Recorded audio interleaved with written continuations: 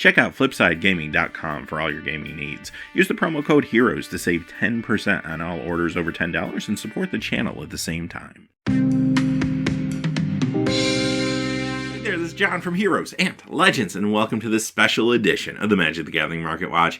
Now, last weekend, we got to see Star City Games Open in Atlanta, as well as the Standard Classic, and Dominaria pricing is definitely being impacted by the results of those tournaments. We're going to talk about exactly how much these prices are moving today, and this is kind of a companion piece to our regular Saturday Market Watch, where we're going to talk about everything else. But today is going to be all about Dominaria. Quickly, before we get started, though, just a really fast reminder, if you check out the description below, you'll find a few ways to help support what we do here at the channel, one of which is our Patreon page. You're also going to find some product links for Amazon if you make any purchases on Amazon. Actually, no matter what it is, once you go through that first link, we'll get a small percentage. Then finally, Flipside Gaming, still offering a promo code for our viewers. Check them out. Hopefully you can save a little cash while you support the channel. As always, thank you not only to the folks that look at those links, but to all of the viewers. And with that being said, let's get into it. Before we get into our top 10 list, we're going to look at what's going on with some of the key cards from the Dominaria Planeswalker decks. And here's the ones that are moving the most this week. First, we have Nyambi, Faithful Healer, down 73 cents to 47 cents. Not really surprising for the most part that a lot of these cards are going to be going down in value significantly, considering these are now available not only at LGSs, but all the big box stores. So there's a flood out there in the market. The big question is casual players that want to pick these up for, say, Commander or something like that. Do they get more value just buying the singles, or do they get more value actually going and buying the entire deck? And that's the balance these prices are trying to strike. This is actually an interesting Commander card because it does allow you to make Teferi Timebender your Commander through proxy. Chandra Bold Pyromancer, down 83 cents to 7.49, so dropping as you would expect. However, Teferi Timebender is actually holding relatively steady. Chandra's Outburst, also down quite a bit this week, down $1.18 to 56 cents. And at least one card tracking up slightly. Percentage-wise, it wasn't bad, so I threw it down here. Temporal Machinations, and that's up 4 cents to 19 cents. All right, let's move on to the top 10 Dominaria cards that have lost the value this week. And for the most part, you'll find cards here that maybe didn't perform as well or in the quantities a lot of people expected at the Star City Games events week 1. However, there are some exceptions, like number 10. Karn, Scion of Urza, down 45 cents to $43. Now, you might be saying to yourself, what is happening here? Didn't we see Karn in a number of successful decks this weekend? We sure did. Control builds, the traditional variety, as well as Approach, various vehicles decks, the Historic deck, which is the new deck that kind of took the weekend by storm, as well as others. So what's going on here? Well, simply, the price point was just so high and the hype was so high for this card that even when it was successful, it couldn't maintain the price point completely. So you're looking at a $43 card that is going to see a ton of play and probably still creep down at least a little bit as packs get open. When I say creep down a little bit, I think this settles into the high 30s over the coming weeks and probably stays there at least for a little while until players can get their hands on copies. So the good news is Dominaria appears to be a very, very popular set, which means a lot of packs will be open. That's going to help a lot when it comes to pricing just generally. The bad news is there's a lot of high-performing mythics in this set that people are going to want multiple copies of. And that is definitely going to drive price points. So things will be expensive probably for quite some time, especially as we move closer to the Pro Tour at the beginning of June. Number 9, Togar, Famine Incarnate. Down 46 cents to $1.43. Togar not really doing a whole lot this weekend, and I don't think that surprised a lot of people. But one thing I will say, if you go into some of the smaller competitions like MTGO decks and such, I did see a modern deck running a couple of these. Basically, it was kind of like an Esper control build. So, I don't know. I thought that was interesting. Don't know if that will take, but just something to point out. Number 8, Steel Leaf Champion, down 47 cents to $5. Maybe one of the bigger surprises of the weekend is that this card didn't put up any huge results necessarily in the tournaments. But don't let that discourage you. I think the card is still very good. And if you look at smaller tournaments like PTQs, as well as what's going on Magic Online, the card has been performing very well. A lot of times you'll find it in green vehicles builds, which actually look pretty strong and would be shocked if they didn't cross over into a major competition and put up a good result very soon. And also, 2 green Stompy decks are in those events doing well, which a lot of people predicted. I always kind of thought it would be more of a Gruul deck, and Gruul decks are using this as well, usually in Monsters builds or Dino builds. So yeah, the card maybe didn't have a great week 1, but it expected to have a better week 2, week 3. I think going forward, this card will actually be strong. It is a rare, not a mythic, thankfully, so it probably won't hit the heights of some of the other cards we'll talk about today. Number 7, Thran Temporal Gateway, down 69 cents to 289. Not really a standard constructed card here, but still a very cool commander card if you're looking for ways to cheat some stuff into play. Number 6, Cabal Stronghold, down 77 cents to 299. Now, there was a deck in the Star City Games Open Atlanta that came in 25th place that was a mono-black deck running 4 of these. However, that was a team event. I'm not really sure how much that deck was carried by the Modern and Legacy deck on the team. I guess it remains to be seen if this will truly be a thing in Standard. I'm still a little skeptical, but it was interesting, kind of fun to see anyway. Number 5, Trexus Scourge of Krug, down 84 cents to 272. Again, not a card that did a lot this weekend in Standard or anything, but another interesting card for casual play if you feel like you can consistently untap it. Number 4, Tishar, Ancestr's Apostle, down 89 cents to 290. Card didn't have a big weekend in Star City Games Open or in the Classic, unfortunately, but it has seen a little bit of limited play in some smaller tournaments, so it is still one to watch.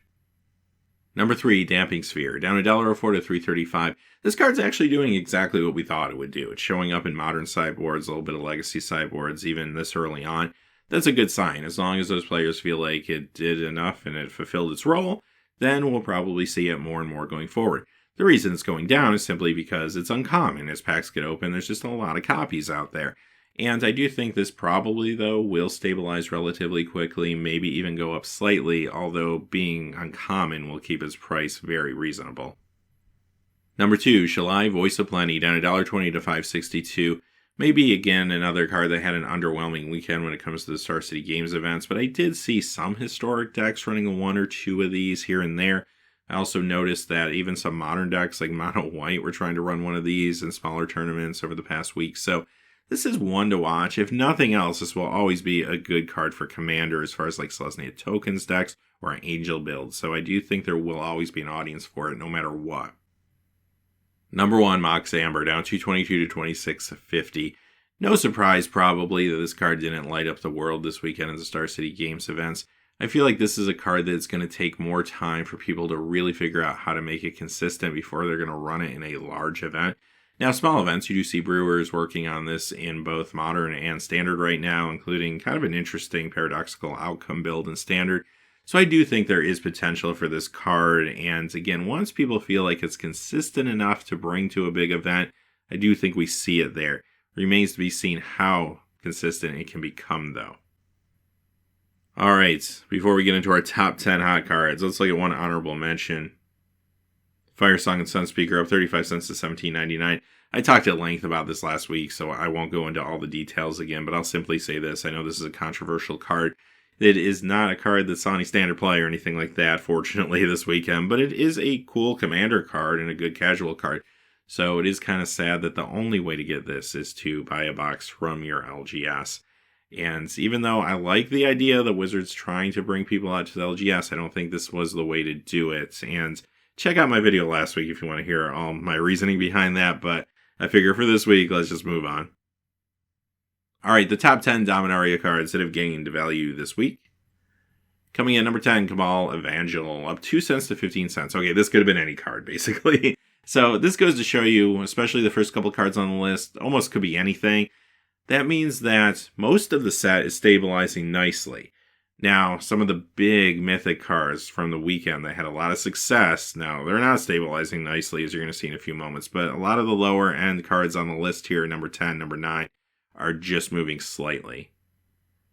Number 9, Helm of the Host, up 2 cents to 308. Again, a card that's not lighting up standard, but again, could be a lot of fun in some commander builds and such. Number 8, Seal Away, up 3 cents to $1.20. Well, this is a different story.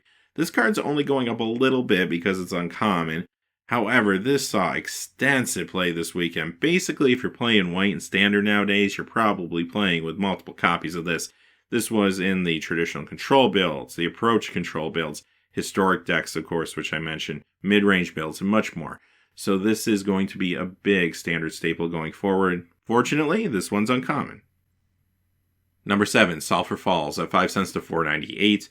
Now, this is actually a card that already is a part of a lot of mana bases in Modern. However, this week it did get a little bit of standard play. For those folks that are still playing the Is It version of the gift deck, this is great for the mana base. Although, a lot of those decks converted over to mono red, which we'll talk more about in a moment. Number 6, Woodland Cemetery, up 17 cents to 4.25. Fantastic for smoothing out mana bases in the Constrictor decks. That was the big role it played this weekend.